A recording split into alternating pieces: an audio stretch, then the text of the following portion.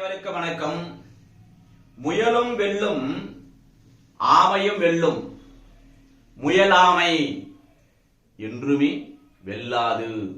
எனவே நீங்கள் நிர்ணயித்திருக்கின்ற அந்த இலக்கை அடைய வேண்டும் என்றால் விடாமுயற்சியுடன் செயல்பட்டுக் கொண்டே இருந்தால் கண்டிப்பாக உங்கள் இலக்கை அடைவீர்கள் என்று கூறி இன்றைய வகுப்பில் இந்திய அரசியலமைப்பு சட்டம் 1950 எதை பார்க்க போறோம்?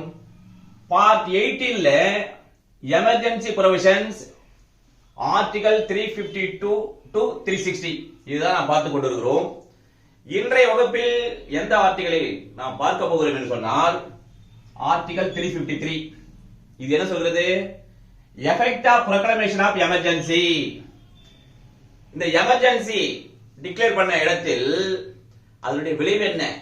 அவசர கால பிரகடனம் செய்து விட்டார்கள் என்று சொன்னால் அதன் மூலமாக என்னென்ன விளைவுகள் அந்த ஒரு ஸ்டேட்டுக்கோ அந்த பகுதிக்கோ என்பதை பற்றி சொல்லுதான் இந்த ஆர்டிகல். அதுல கிளாஸ் ஏ பி ப்ரொவைடட் இருக்கு. முதல்ல கிளாஸ் ஏ பார்த்துருவோம். while a proclamation of emergency is in operation, A, notwithstanding anything in this constitution, the executive power of the union shall extend to the giving of direction to any state as to the manner in which the executive power thereof is to be exercised. என்ன சொல்றாங்க? இப்போ இந்த அவசர கால பிரகடனம் படுத்தப்பட்டிருக்கின்ற போது இந்திய அரசியலமைப்பு சட்டத்தில் 1950 எது கூறப்பட்டிருந்த போதிலும் அதையெல்லாம் பொருட்படுத்தாதீங்க, அதை ஏதாவது சொல்லிட்டு போட்டோம். ஆனால் இந்த 353 ஆர்டிகல் படி இப்ப உதாரணத்துக்கு இது இந்தியா இருக்கு. இந்த இந்தியாவில ஒரு ஸ்டேட்டுக்கு, உதாரணத்துக்கு இது ஒரு ஸ்டேட் இருக்குல்ல, இந்த மாநிலத்திற்கு அந்த எமர்ஜென்சி டிக்ளேர் செய்திருக்காரு என்று சொன்னால் அப்ப என்ன பண்ணுது? அந்த மாநிலத்தினுடைய நிர்வாகம், முதலமைச்சர் இருக்க மாட்டாரு, மினிஸ்டர் இருக்க மாட்டாங்க, நிர்வாகமே யாரும் செய்ய முடியாது இருக்கின்றது. அப்ப யார் செய்வது? அப்ப அவ்வளவுதான் அது என்ற கேள்வி எழுதுல, அதுக்கு தான் பதில்.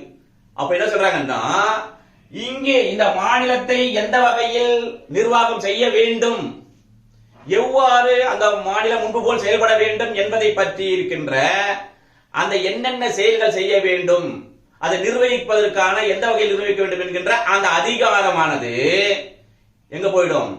அப்பொழுது ஆளுகின்ற அந்த மத்திய அரசாங்கத்தினுடைய அந்த அதிகாரமானது நீட்டிக்கப்பட்டு எங்கே அந்த எமர்ஜென்சி டிக்ளேர் செய்யப்பட்டிருக்கிறதோ அந்த மாநிலத்தின் நிர்வாகத்தையும் செயல்படுத்துகின்ற அதிகாரத்தில் அந்த யூனியனிடம் ஒப்படைக்கப்படும், அதாவது நீட்டிக்கப்படும் என்று சொல்வதால் கிளாஸ் ஏ.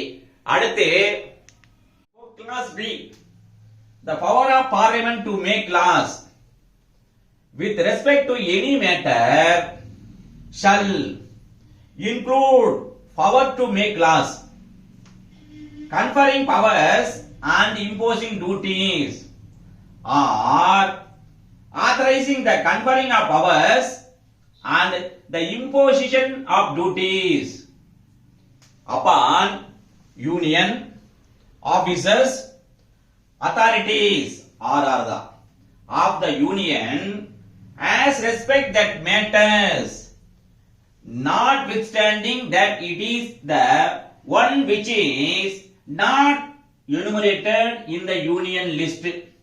என்ன சொல்றாங்க?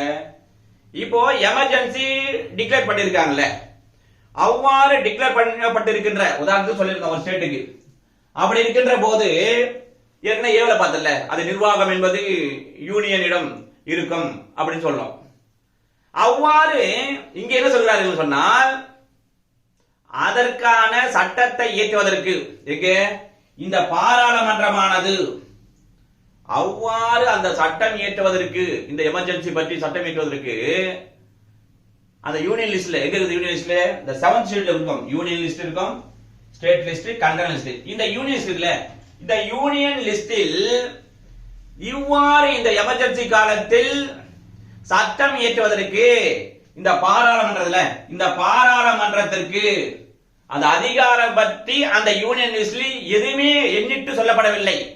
இருந்தாலும் கூட இந்த பாராளுமன்றமானது அந்த யூனியனுக்கு இது மத்திய அரசாங்கத்திற்கோ அல்லது யாரு அதனுடைய அலுவலர்களுக்கோ அல்லது அந்த அத்தாரிட்டிக்கோ அதனுடைய அதிகார அமைப்பிற்கோ எதை பற்றி, அதாவது ஒரு சட்டம் இயற்றுவதற்கு இந்த எமர்ஜென்சி காலத்தில் எவ்வாறு செயல்பட வேண்டும், என்ன சட்டங்கள் இயற்றப்பட வேண்டும் என்பதை பற்றியும், அவ்வாறு என்னென்ன கடமைகள் செய்ய வேண்டும் என்பதை பற்றியும் அதனுடைய அதிகாரங்கள் வழங்குவதற்காக அந்த அதிகாரத்தை இந்த பாராளுமன்றம் சட்டம் இயற்றலாம். அந்த அதிகாரம் வழங்குவதற்கும் அந்த கடமைகளை செய்வதற்குமான அனைத்தையும் ஏற்றுவதற்கான அந்த அதிகாரமும் யார், இந்த அதிகாரத்தையும் இந்த பாராளுமன்றம் பெற்றிருப்பதாக உள்ளடங்கும் என்று கூறுவதுதான் இந்த கிளாஸ் பி. அடுத்து இப்பொழுது புரவைடட் வரம்புறையாக என்ன சொல்கிறது என்பதை பார்ப்போம். That where a proclamation of emergency is in operation only in any part of the territory of India. Class 1 the executive power of the union to give direction under class A and the power of parliament to make laws under class B. என்ன சொல்றாங்க, இப்போ இந்த emergency declare பண்ணப்பட்டிருக்கிறது எங்க இந்தியாவுடைய ஒரு பகுதிக்கு, உதாரணத்துக்கு ஒரு ஸ்டேட்டுக்கு என்றால், அவ்வாறு டிக்ளேர் செய்யப்பட்டு அந்த எமர்ஜென்சியானது செயல்பாட்டிலே இருக்கின்ற பொழுது ஏவில் சொன்ன அந்த யூனியனுக்கான அந்த அதிகாரமும் பியில் சொல்லப்பட்டிருக்கின்ற அந்த பார்லிமெண்ட்டுக்கு கொடுக்கப்பட்டிருக்கின்ற சட்டமேற்றம் அதிகாரமும் எதற்கெல்லாம் நீட்டிக்கலாம் அல்லது அலாவில் இருக்கும் என்று சொன்னால், shall also extend to any state other than a state in which or in any part of which the proclamation of emergency is in operation, if and in so far as the security of India or any part of the territory thereof is threatened by activities in or in relation to the part of territory of India in which the proclamation of emergency is in operation. என்ன சொல்றாங்க, இவ்வாறு சொல்லப்பட்டிருக்கின்ற அந்த AB கிளாஸுக்கு நடந்தது.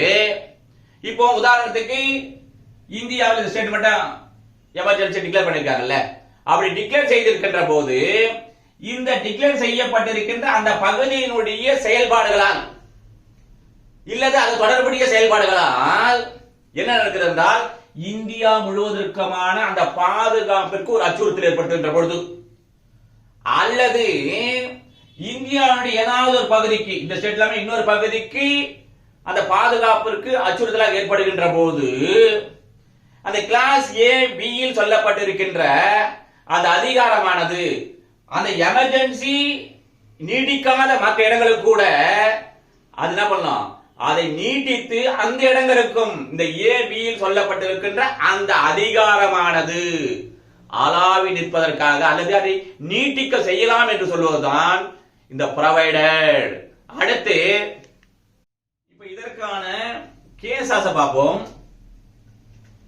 மக்கான் Singh Tarsikka versus state of Punjab. Citation All India Reporter 1964 supreme court page number 381. இந்த வழக்கினுடைய held என்னவென்று சொன்னால், ஆர்டிகல் 19ல கிளாஸ் A to G இருக்கும். shall remain suspended and the freedoms guaranteed under that article shall not be protected by the court. என்ன சொல்றாங்க, இந்த emergency declare செய்த உடனேயே ஆர்டிகல் 19 இருக்குல்ல, 19 என்னது, ஃப்ரீடம் ஆஃப் ஸ்பீச் இருக்குது, அமைதியாக கூடுவதற்கான சுதந்திரம் இருக்கின்றது, அப்புறம் ரெசைட் பண்ணுவதற்காக ஒரு இடத்துல தங்குவதற்கான இடம், அதாவது தொழில் செய்வதற்கு இந்தியா பூரா எங்க வேண்டும், இந்த மாதிரியான அடிப்படை உரிமைகள் 19 கொடுக்கப்பட்டதுல அது சஸ்பெண்ட் ஆகிவிடும். அவ்வாறு சஸ்பெண்ட் செய்யப்பட்ட அந்த அடிப்படை உரிமைகளை நீதிமன்றத்தால் பாதுகாக்கப்படுமா, இல்லங்க நான் நீதிமன்றம் போறேன் 19 ஆர்டிகல் வெயிட்டேட் ஆகி வச்சு என்று நீதிமன்றத்தில் சென்று பரிகாரம் தேட முடியுமானால் முடியாது, நீதிமன்றத்தால் பாதுகாக்கப்பட மாட்டாது என்று சொன்னது. அடுத்து என்ன, the validity of law or executive action taken during the proclamation of emergency shall not be subject to challenge during and after the emergency. சரி, இப்ப எமர்ஜென்சியின் போது ஒரு சட்டம் இயற்றுகிறார்கள் அல்லது ஒரு நடவடிக்கை எடுக்கப்படுகின்றது. அப்படி இருக்கின்ற போது இது சம்பந்தமாக நீதிமன்றம் சேர்ந்து அந்த எமர்ஜென்சியின் போதோ, டூரிங் எமர்ஜென்சியோ இல்ல ஆஃப்டர் எமர்ஜென்சியோ, அந்த எமர்ஜென்சி முடிந்த பிறகோ நீதிமன்றம் சென்று அதை சேலஞ்ச் பண்ண முடியுமா, அதற்கு பரிகாரம் தேட முடியுமா என்றால் நீதிமன்றத்தில் இது சம்பந்தமாக சேலஞ்ச் செய்ய முடியாது என்று சொன்ன வழக்குதான் இந்த வழக்கு. இவ்வாறாக நீங்கள் எந்த சட்டத்தை படித்தாலும் அதனுடைய தொடர்புடைய வழக்குகள், அதே போல தொடர்புடைய மற்ற சட்டங்களுடைய பிரிவுகளையும் சேர்த்து படிக்கின்ற போது அது மிகவும் பயனுள்ளதாக இருக்கும் என்று கூறி அடுத்த சந்திப்போம். நன்றி, வணக்கம்.